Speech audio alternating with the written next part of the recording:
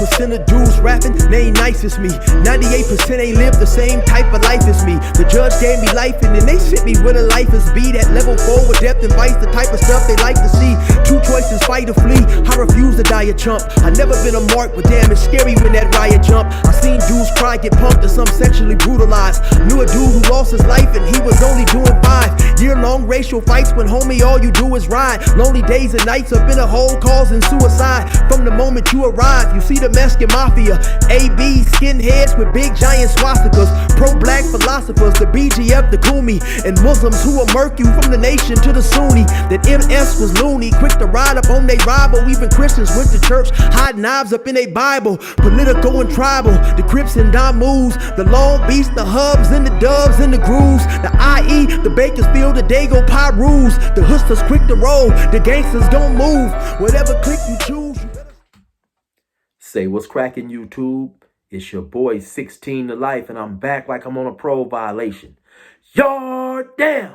Now, for those of y'all that's new to my page, in 1994, I got arrested. I was eventually sentenced to 16 years plus life, and I served 24 years straight in the California prison system. Yeah, that's me gassing on that intro. Like I keep telling y'all, the flow is nothing like Curtis Blow. And yeah, you know, that song is finally available. I hope to soon have it available for you guys in the form of a digital link. But for right now, I'm still rocking with these CDs, man. So if you want to get it, tap in with your boy on Instagram at 16 to Life, all one word, 16DALIFE, or you can email me at 16tolifemusic@gmail.com. Hit me up with $20 on Cash App, and I'm going to get this thing right to you. It's got both versions of that intro song on there, and I'm telling y'all, I gas. 10 songs deep.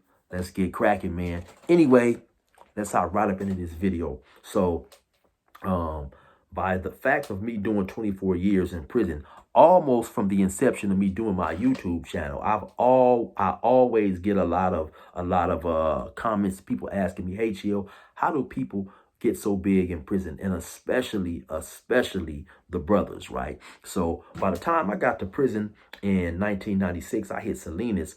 All the weights had been removed. They was removing all the weights from the prisons in California. I think, I don't know if it was the guards complaining that the convicts was getting too big to deal with. They was too big, too strong. You had dudes saying that, you know, the convicts was going back to the street, just being bigger, stronger criminals, harder for law enforcement to deal with. For whatever the reason, they was removing all the weights. I believe A Yard in Salinas still had the weights, but on D Yard, there was no weights, but still, there was still extremely enormous dudes walking around, man.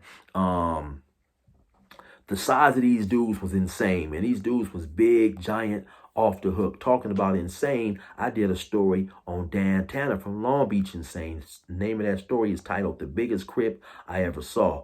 And this dude was enormous, man. Maybe about 6'2", 6'3", I don't know, somewhere around there.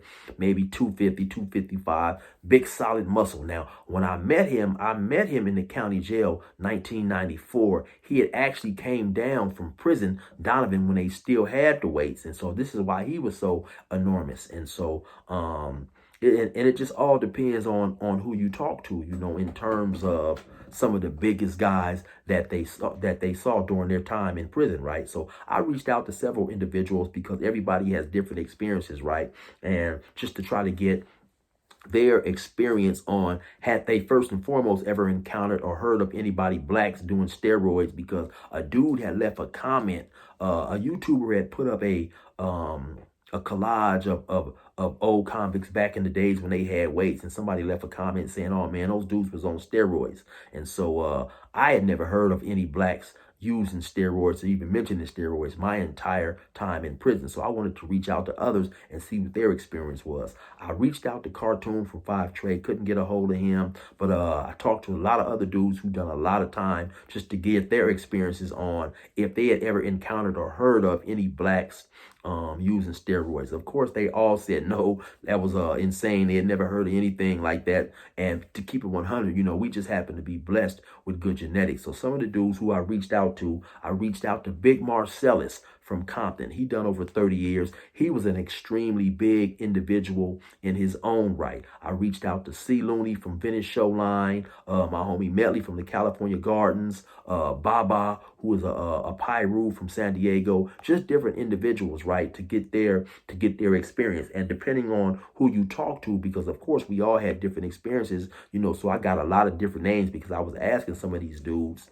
who were some of the more bigger or memorable dudes that you ran across that stand out? And so I got a lot of different names, Now, the homie Marcellus, by him probably being about maybe 10 or 12 years older than me, some of the individuals, of course, that he's going to remember are going to be some more older cats. But some of the dudes he told me about, a dude by the name of Leon Boykins from Park Village.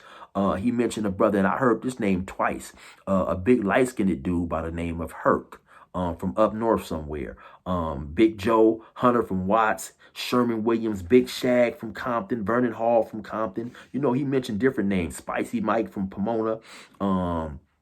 I think he mentioned Pee Wee and Skip. Then, some of the other names I heard was Big Nissan from 456, Big Reg from Venice Showline, Pringle from Emerald Hills. I've always hear about I believe his name is Bounce from Long Beach, Little Country from Grape, Sasquatch from Grape, Big H, who happened to be my silly Big Heron from the Grandies, Sin Sin from A-Tray Gangsters. They say he has some 23-inch arms. So it just all depends on who you talk to and who you ran across. I definitely remember, I don't know if I mentioned this, I definitely remember Dan Tana saying that, he was easily bench pressing 500 pounds. This dude was an extremely enormous dude. I told a story about him in that story. I mentioned him and another dude by the name of Big Ooze, who was another extremely big individual. Big Ooze was from Rubidoux PJs, and he was probably at that time maybe about 255, 260, maybe 6 feet, somewhere around there. He was a big dude in the county jail, eating a lot of soup, so he had got chunky and stuff. They horse playing and wrestling, and Dan Tana picked him up with ease, like he weighed 140 pounds and was, had him up against the wall, going back and forth with him. So it just all depends on who you ran across and who you talked to.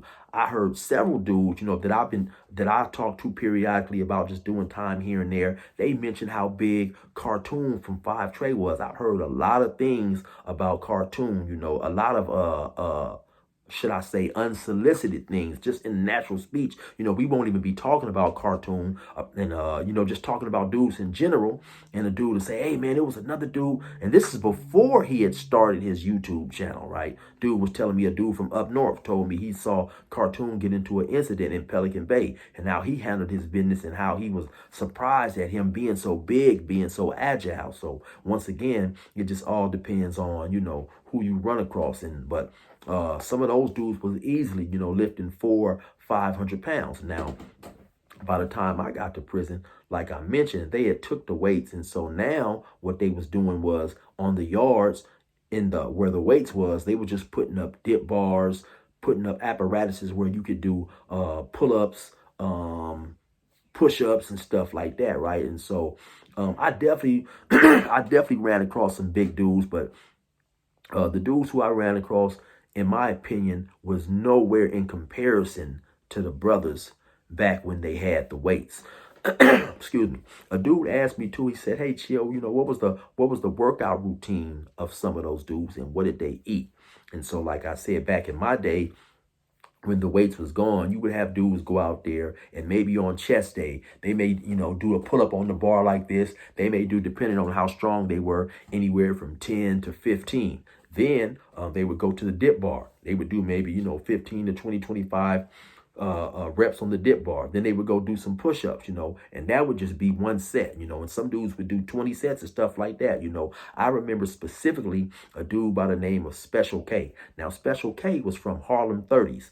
Shout out to Special K. Now he's free. I was in a few different institutions with Special K. I first met him probably around 2000. Now, this dude was extremely cut up, man. This dude was cut up like those dudes who do gymnastics. He had an extremely chiseled physique. And once again, in talking to some of these dudes, when I asked them who were some of the more memorable, larger individuals, it all depended on that person's perception. You know, you had dudes who mentioned like extremely naturally big, giant, large, strong dudes like Cartoon. Then you had other dudes who said, you know, they mentioned dudes who were extremely chiseled and had extremely chiseled physiques and stuff, you know. So once again, it just all depends on who you were talking to. But Special K, he was an extremely chiseled dude, man. And this dude, he probably worked out about 2 hours a day. And that's all he did pretty much, just work out and hit the law library. So different individuals have different routines. Though one thing people did do after they took the weights, in my time of doing time, they made weight bags. And so, you know, you would have dudes go to the weight pile because there was a lot of sand on the weight pile, and they would get these garbage bags that was meant for the trash can. You know, they would either have somebody in the kitchen or maybe one of the porters that worked in the building get them a few trash cans and, trash bags. And then they would fill these trash bags with sand, you know, and they would get them, make them as heavy as they wanted for their liking, you know. And some of these sandbags could be, you know, 40, 50 pounds, 60, 70 pounds. Then they would just take them back in the building and put them in their cell, and they would use those. You know, some people would do the same thing except put water, you know, make a water bag. Some dudes would put a bunch of books in the laundry bags and lift those along with out there doing the bars and push-ups and so on and so forth, man. You would have a lot of dudes do full push-ups. Then you'd have a lot of dudes do them little baby push-ups. And man, some of those dudes were extremely big. You know, you have a lot of people clowning saying those things don't work, but they was obviously doing something because, you know, a lot of those dudes were still relatively big, right?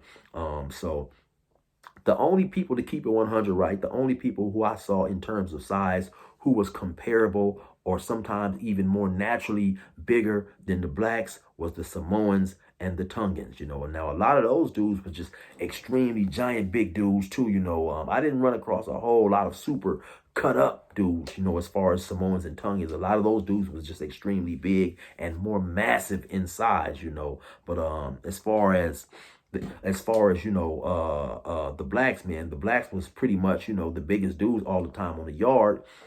Because there wasn't always the population of the Samoans and the Tongans wasn't always as big in terms of numbers, but they was the only ones who could even equal, you know, or be bigger than blacks, right?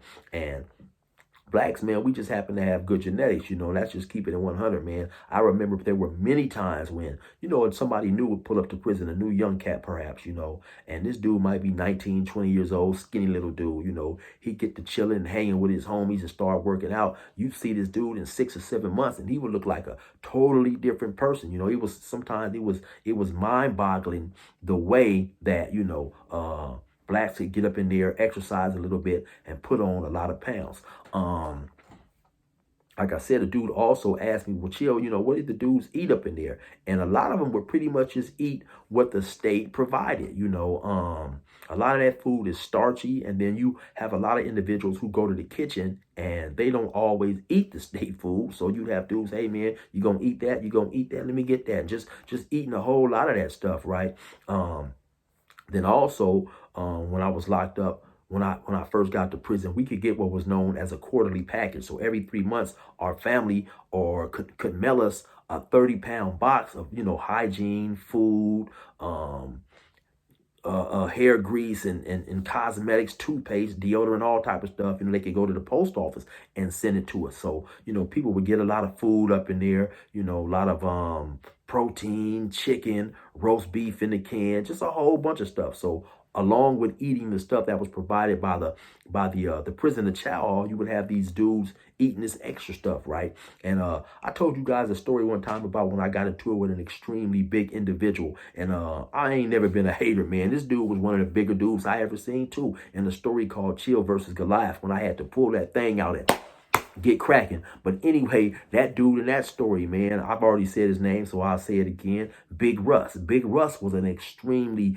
big, giant individual. And this is way after they had took the weights. You know, one day in conversation, I heard him say that he had been in YA, which is youth authorities, just like a juvenile prison. And so he done a lot of weightlifting and stuff in there, right? And this dude was an extremely big dude. And then the cool part about him was he was a vegetarian, and so he didn't eat any meat, but he was one of those dudes who, you know, when he go to chow, you know, he'd ask dudes, hey man, you gonna eat those peas? You gonna eat that lettuce? You gonna eat that, you know, you gonna eat this? You gonna eat that? And he, you know, he'd pile that stuff on his plate. And one day I remember he had an enormous amount of green peas on his tray. And I said to myself, because I don't like green peas anyway, I said to myself, man, if they came and told me, hey, chill, you can eat if you ate all them green peas, you could go home today.